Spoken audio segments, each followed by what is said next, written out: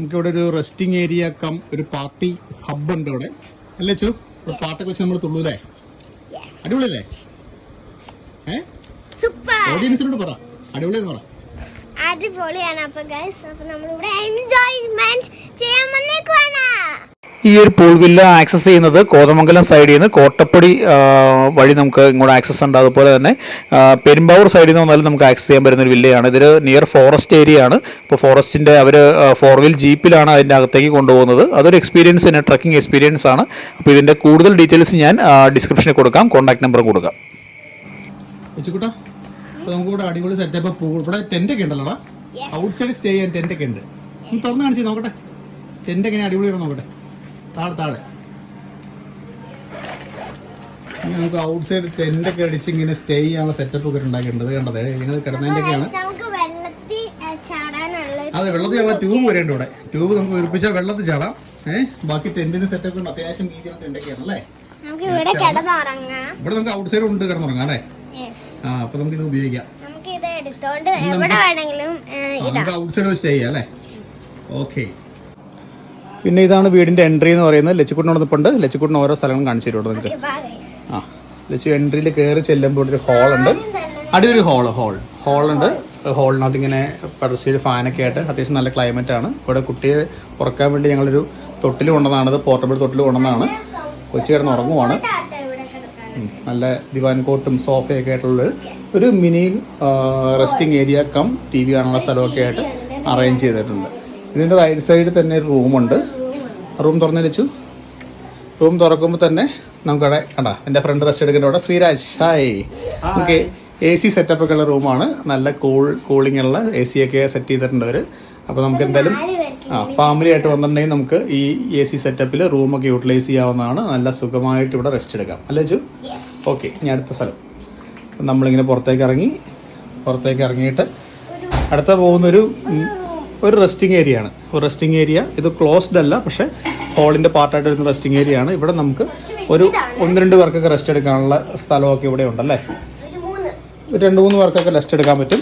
അപ്പോൾ നമുക്കിവിടെ കാണാം 2-3 പേർക്ക് റെസ്റ്റ് എടുത്ത് ഇവിടെ സുഖമായിട്ട് റെസ്റ്റ് ചെയ്യാം.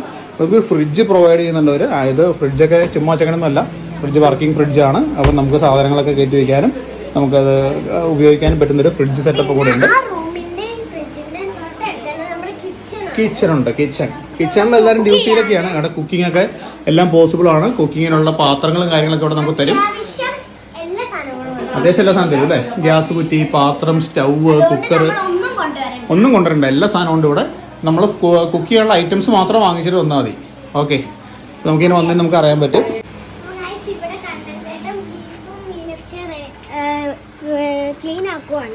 ബീഫ് ക്ലീൻ ആക്കുന്നു. മീനൊക്കെ ഇവിടെ അങ്ങനെ സെറ്റ് ചെയ്തിരിക്കുന്നത് ഞങ്ങൾ ഗ്രില്ല് ചെയ്യാനുള്ള സെറ്റപ്പിലാണ്. അടിപൊളി. ഞങ്ങൾ നൈറ്റിലേക്കെല്ലാം സെറ്റ് ചെയ്യും. ഇവിടെ ബീഫിൻ്റെയും ചിക്കനല്ല ഫിഷിൻ്റെ ഒക്കെ റെസിപ്പീസ് അല്ലെങ്കിൽ എൻ്റെ സൈഡായിട്ടുള്ള സാധനങ്ങളൊക്കെ എല്ലാം സെറ്റ് ചെയ്യുന്നു. ഓക്കെ. ഇവിടെ നമുക്കൊരു നല്ല ഏരിയ അല്ലേ ഇത്. ഇരിക്കാൻ പറ്റിയ നല്ലൊരു സ്പോട്ടാണിത്. നല്ലൊരു ഏരിയ ഉണ്ട് ഇവിടെ. ഇവിടെ ഇരിക്കാനും അത്യാവശ്യം ബാച്ചിലറായിട്ട് വന്നാൽ ചീട്ട് കളിക്കാനും ബാക്കിയുള്ള പരിപാടികൾക്കൊക്കെ നല്ല ഏരിയ ആണത്. അപ്പോൾ ഇത് ഇവിടെ ടോയ്ലറ്റ് ഉണ്ട്. ഔട്ട് സൈഡ് ടോയ്ലറ്റാണ്. ടോയ്ലറ്റ് നല്ല ക്ലീൻ ആൻഡ് നീറ്റ് ടോയ്ലറ്റാണ്. നമുക്ക് ടോയ്ലറ്റ് യൂസ് ചെയ്യാം. ഇവിടെ നമുക്ക് വാഷ് ബേസിനുണ്ട്. അങ്ങനെയുള്ള ഏരിയാസ് ഒക്കെ ഉണ്ട്. ഞാൻ പറഞ്ഞ പോലെ ഫെൻസിങ് ആണ് ചുറ്റിനും കാണുന്നത്. നമ്മളെ സേഫ് ചെയ്യാനുള്ള ഫെൻസിങ് കാര്യങ്ങളൊക്കെ ഉണ്ട്. ഇതൊക്കെയാണ് നമ്മുടെ കാഴ്ചകൾ എന്ന് പറയുന്നത്.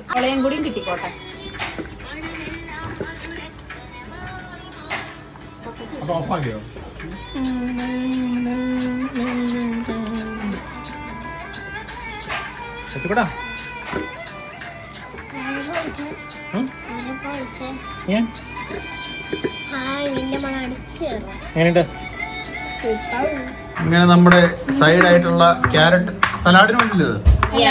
സലാഡിനുള്ള ക്യാരറ്റ് ഗീ റൈസ് ഉണ്ടാക്കണല്ലോ നമ്മള്.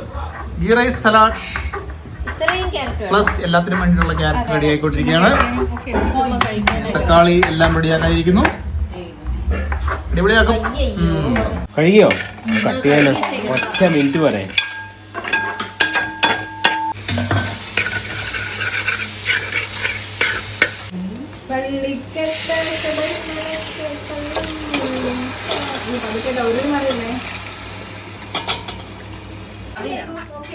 കുട്ടികളെ ഈ ബീഫ് റെഡി ആയാൽ ഞങ്ങൾ റെഡിയായി. കുഞ്ഞേച്ചി ഉണ്ട്.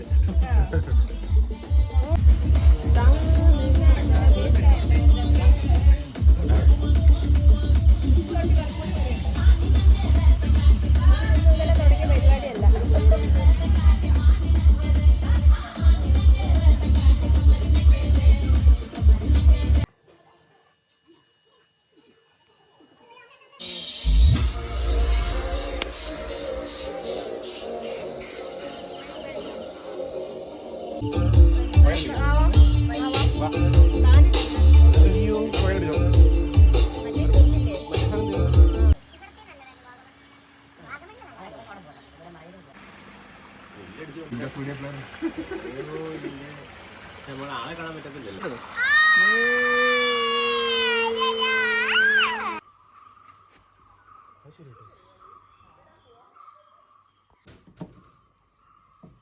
Happy new year.